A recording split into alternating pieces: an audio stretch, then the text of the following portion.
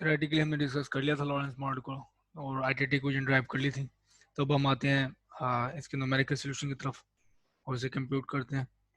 तो स्टार्ट करेंगे हम यूजिंग प्लॉट से और पहले डिफाइन करेंगे डाटा टाइप, लेकिन इस बार मैं आपको एक और जो इसके कीवर्ड्स दिखाने लगा हूँ वो ये कि आप बेस डॉट ये कीवर्ड डेफिनेशन @ मैक्रो यूज़ करके आप स्ट्रक्चर के अंदर से ही डिफ़ॉल्ट वैल्यू डिफाइन कर सकते हैं।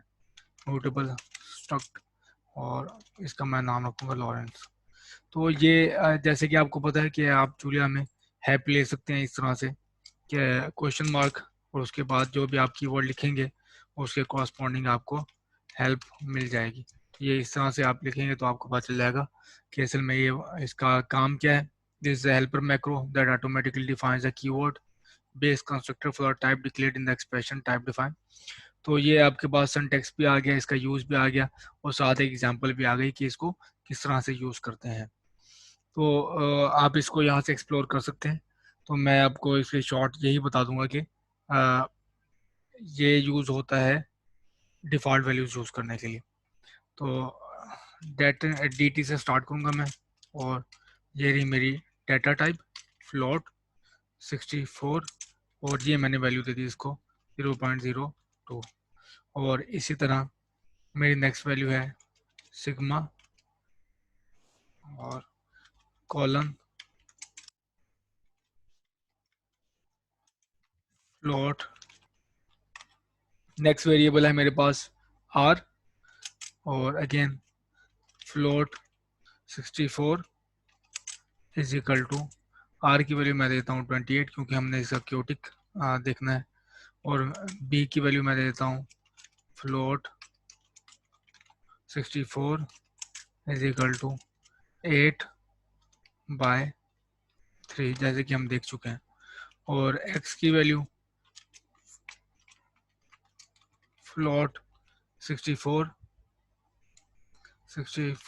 इक्वल्स 1 और इसी तरीके से मैं y और z की वैल्यू भी 1 कर दूंगा। तो ये मेरे पास आ गया y और ये रहा z और ये होपफुली हमारे पास जो वेरिएबल्स हैं वो कंप्लीट हो गए।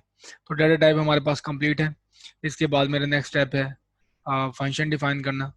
तो जैसे कि आपको पता है कि फंक्शन हमारे पास होगा स्टेप और ये आर्गुमेंट रिसीव करेगा लॉरेंस टाइप का और मैं इसको इंडिविजुअली कंप्यूट करूंगा। इंडिविजुअली कैसे कि ये जो पार्ट है ये अलग से पहले कंप्यूट करूंगा, फिर ये पार्ट अलग से कंप्यूट करूंगा और फिर ये वाला। क्योंकि आप ये देखें अगर मैं पहले यहाँ पे कंप्यूट कर लेता हूँ यहाँ से इस वैल्यू को और x को ये वैल्यू असाइन कर देता हूँ तो जैसे कंट्रोल नीचे आएगा तो वो जो न्यू वैल्यू x की वो यूज करेगी। तो यहाँ पे xi है, हम क्या यूज करेंगे यहाँ पे xi+1।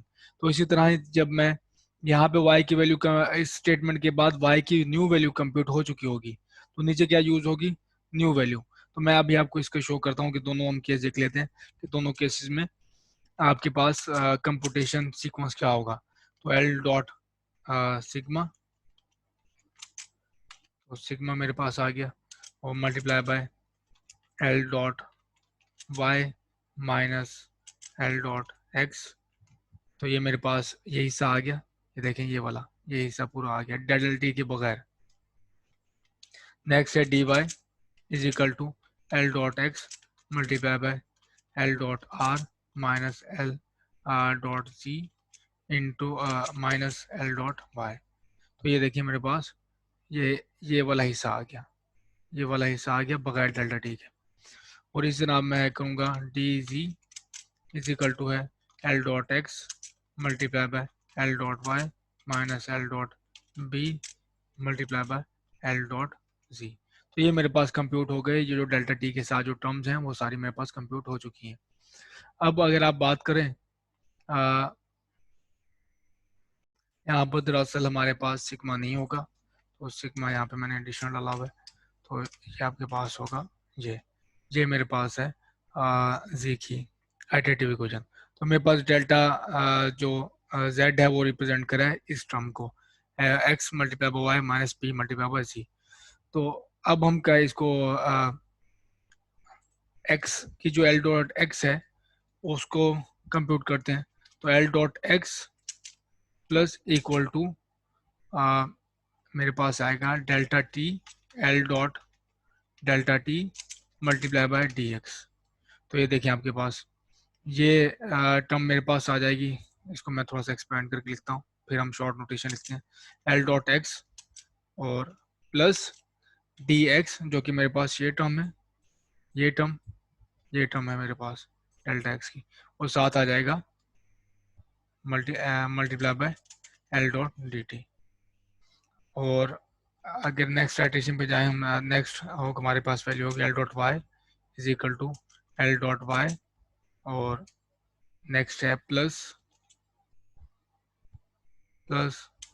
D y multiply by l dot d t, और last value l dot g equals l dot g plus d g multiply by l dot d t. तो ये मेरे पास एक पूरा स्टेप फंक्शन डिफाइन हो गया। अब मैं जो बात कर रहा था वो ये कि अगर मैं इसको डायरेक्ट यहाँ पे ही वैल्यू असाइन कर देता तो ये कुछ इस तरह से स्टेटमेंट होती कि यहीं पे ही वैल्यू कंप्यूट हुई और न्यू एल एक्स की वैल्यू कंप्यूट यहाँ पे हो चुकी होती, एल एक्स की वैल्यू यहाँ पे न्यू हो चुकी होती। तो जैसे आप नीचे इक्वेशंस पे आते तो यहाँ पर भी एल एक्स की न्यू वैल्यू होती, यहाँ पर भी एल एक्स की न्यू वैल्यू होती। तो मैं हम ये इक्वेशन के मुताबिक हमें ये रिक्वायर्ड नहीं है, हमने सब इक्वेशन में प्रीवियस वैल्यू यूज करने हैं, कहीं में आई प्लस वन यूज नहीं करनी। तो इस वजह से मैंने ये सेट ऑफ स्टेटमेंट्स को जो अपडेट किया है वो बाद में किया। तो यहाँ से हमारा स्टेप फंक्शन ये डिफाइन हो गया। अब नेक्स्ट स्टेप है हमारे पास, जैसे कि आपको पता है वो है इनिशियलाइजेशन। तो attractor is equal to Lorenz ये मेरे पास इनिशियलाइजेशन होगी, क्योंकि मैंने सारी पहले बाय डिफॉल्ट वैल्यू दे दी हुई हैं, तो मुझे कोई ज़रूरत नहीं है दोबारा वैल्यू देने की। अब नेक्स्ट है मेरे पास, इस केस में मैं आपको एक और चीज़ दिखाऊंगा कि आप 3D प्लॉट कैसे प्लॉट कर सकते हैं इसमें। तो प्लॉट है हमारे पास l t is equal to plot 3D। तो ये 3D प्लॉट है और ये सिंगल प्लॉट है मेरे पास। एक्स लिमिट मैंने देनी है, एक्स लिमिट मैं देता हूँ -30 से लेके 30 तक, और वाई लिमिट्स हैं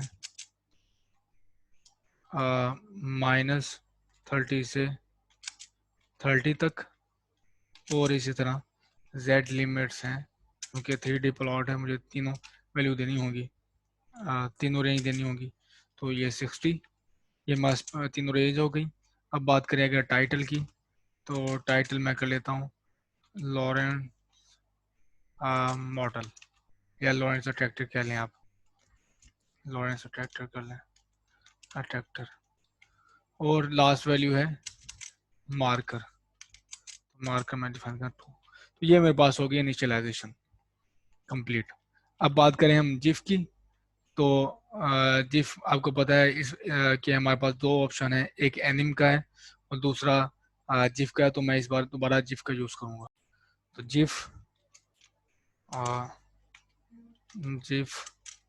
फॉर इक्वल 1 to 1500, और मेरे पास है, पहले मैं स्टेप पहले हम कर लेते हैं प्लॉट। तो पुश एक्सक्लेमेशन मार्क्स किस पे करना है, प्लॉट पे, और हमारे पास वेरिएबल का नाम है या ऑब्जेक्ट का नाम है attractor dot X, attractor dot Y, attractor dot Z. ये पुश हो गया। अब एक स्टेप फर्दर मूव करते हैं हम, ये अट्रैक्टर स्टेप और एंड एवरी। मैं चाहता हूँ कि सिमुलेशन थोड़ी सी जल्दी कंप्यूट हो जाए, तो मैं हर 10th फ्रेम करता हूँ। इससे आपको स्मूथ प्लॉट नज़र नहीं आएगा, लेकिन हमारी कंप्यूटेशन काफ़ी फास्ट हो जाएगी। और एक और बात, डी भी हमने ज़्यादा लिया है, तो इससे भी आप देखोगे स्टेप काफ़ी दूर दूर है। तो रिकमेंडेड है कि स्मॉल हो, लेकिन इस केस में जो कि मैंने रिजल्ट शो करने और जल्दी कंप्यूटेशन का रिजल्ट मुझे चाहिए, तो मैंने डेल्टा टी भी बढ़ा लिया, और ये जो वैल्यू आपको शो किया है यहाँ पे फ्रेम, वो हर 10th फ्रेम मैंने स्टोर किया है। तो देखते हैं इसका रिजल्ट क्या आता है। हमने कहीं पे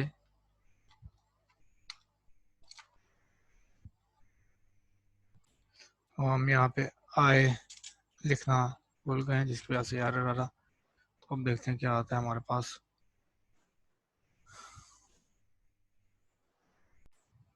तो ये रिजल्ट आप देखेंगे कि वही हमारे पास लॉरेंस ट्रैक्टर है, और इसकी जो बिहेवियर है वो इंटायरली आप देखोगे क्योटिक है। तो ये रहा हमारा लॉरेंस मॉडल। तो अब चाहें तो इसको साथ प्ले कर सकते हैं, dt की वैल्यू कम कर लें, 20 ये r की वैल्यू चेंज करें, स्पेसिफिकली r की वैल्यू चेंज करें और रिप्रोड्यूस करें आप जो ग्राफ हैं बुक में गिवन है, और 2 डायमेंशन ग्राफ देख लें इसका, या प्लॉट देख लें। तो आपके पास ये बेसिक जो बिल्डिंग ब्लॉक है, या फिर आप कह लें कि बेसिक लेआउट मिल गया आपको। अब आप इसके साथ इसकी में वेरिएशन करके आप खेल सकते हैं। dt इसमें ज़्यादा बड़ा है, और इसमें जो फ्रेम है वो भी हम एक बड़े स्टेप के साथ ले रहे हैं। तो आप ये देखोगे, ये देखिए स्मूथ फंक्शन, स्मूथ हमें नज़र नहीं आ रहा। तो आप इसको फ्रेम को के स्टेप्स कम कर सकते हो, dt को कम कर सकते हो, इसमें स्मूथर ला सकते हो।